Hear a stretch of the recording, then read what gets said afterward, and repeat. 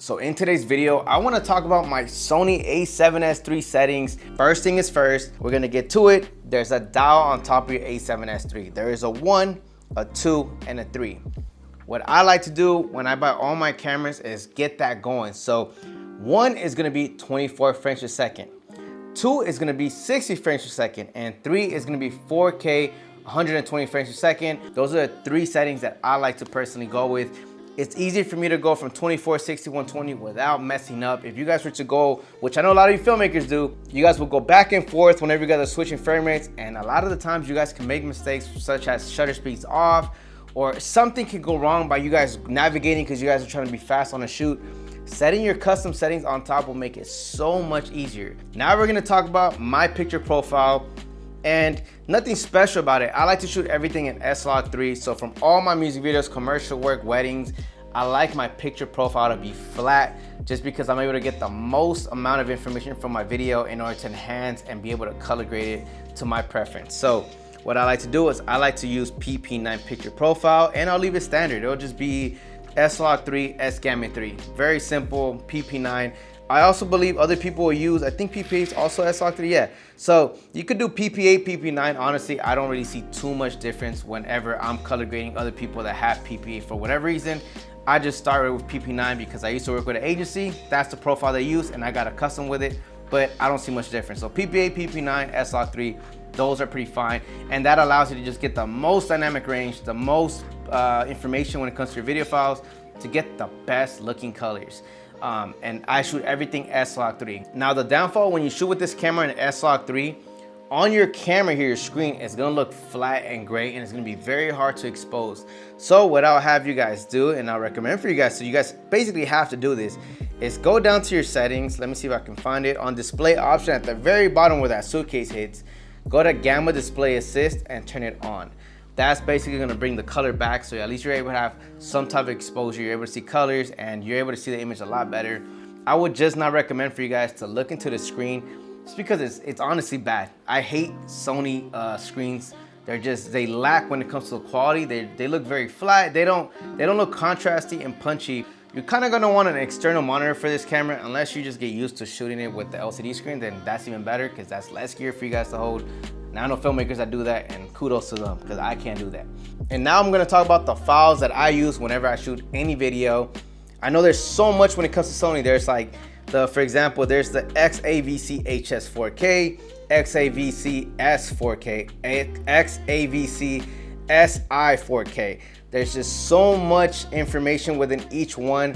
Which one should you choose? That's always the question. For me personally, I like the XAVC HS4K. I know the highest quality is the i4K, but the downfall with it is just more files that you gotta upkeep, and it just swallows that SD card. And I know what you filmmakers are gonna be saying, like, no, that's terrible. Like, you should be shooting at the highest bitrate.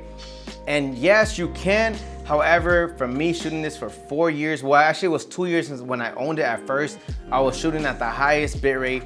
And honestly, once I went down to 100 megabits per second, you cannot tell a difference. If you light your subject properly, if you shoot it properly, I honestly can't tell whether it's better dynamic range, better codec, or not codec, but as far as better quality, I can't see a difference from that to that. If it doesn't affect you, then honestly it's better for you because you're able to have more data in your SD card to keep shooting longer. And I'm here to tell you guys, that's what I shoot in. And a lot of people get surprised when I tell them like drop it, and they're like, what? Like you shooting that? And that's my point. No one ever thought that I shot in that lowest bitrate, like at 100 megabits, 422 10-bit. Everyone thought I was shooting at 200 megabits per second and higher. But no, I like to hold as much data so I can keep shooting, and again, not swallow so much SD card and so much storage when it comes to my SSDs and my hard drive. So that's one thing that I will tell you guys to do. Again, that's my personal preference. I'm not telling everybody to go that route, but in case, I mean, I'm making the video on my A7S III and how I shoot, and yeah, that's one in case, might not know you guys, but that's my settings. Now the last thing we're gonna talk about is ISO. Everybody knows when it comes to the A7S III, the native ISOs on it is 640 and 12,800. Now I'm probably gonna get a lot of haters for this, and you know what, I like to break the rules. That's just me. So I don't really shoot at 640 or 12,800 all the time. I like to drop it down to 160 all the way to 3200 ISO before I jump to 12800. Those are my ISO preferences. Now the reason why is because 160 to 3200 ISO, I believe, is just fine. It's not gonna give me that grain, but that's like the max. Normally I just stay at 2500, but you know, I just gotta go a little bit over 3200. But 12800 is where I jump from there.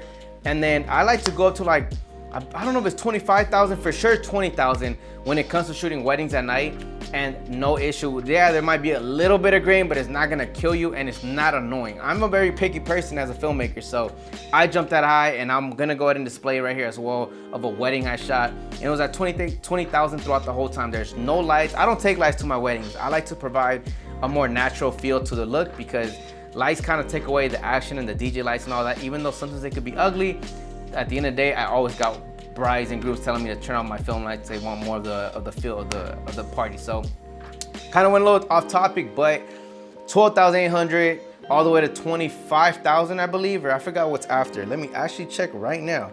So I go to 12,800, 16, 20,000, 25,600 is actually the max that I've done.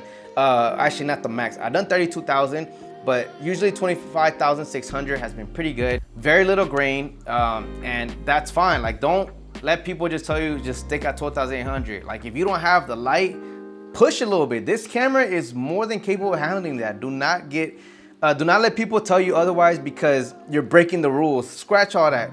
Do what works for you, and this is what works for me. ISO 640. I'm sometimes there. A lot of the times I'm not. I'm at 160, 200 ISO, and people question, why is it that you shoot so low? I'm like, dude, I don't tell a difference.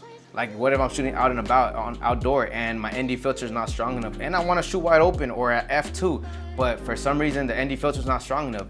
I drop my ISO and I'm able to get that look. And a lot of people like to stick at 640 and 12,800, and I'm here to tell you guys, you will not tell a difference. If you know how to shoot and use your camera, you will not tell a difference. No one's ever told me anything. It's until I start shooting with a bunch of filmmakers and they have the Sony A7S III and they start seeing those settings. They're like, yo, what are you doing? And I tell them, they're just like, they didn't know I was doing it. And mind you, they see my videos over and over and over again on social media and they never notice. And that's when I'm here to tell you guys, break the rules, get comfortable with the camera, do what works for you. This is what works for me. It's a little bit chaotic, but it's also efficient when it comes to the 1, 2, 3 dial.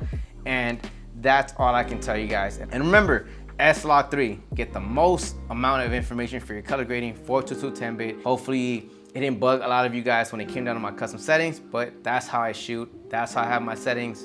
That's just me. Catch you guys on the next one. Appreciate you guys for sticking around. Peace.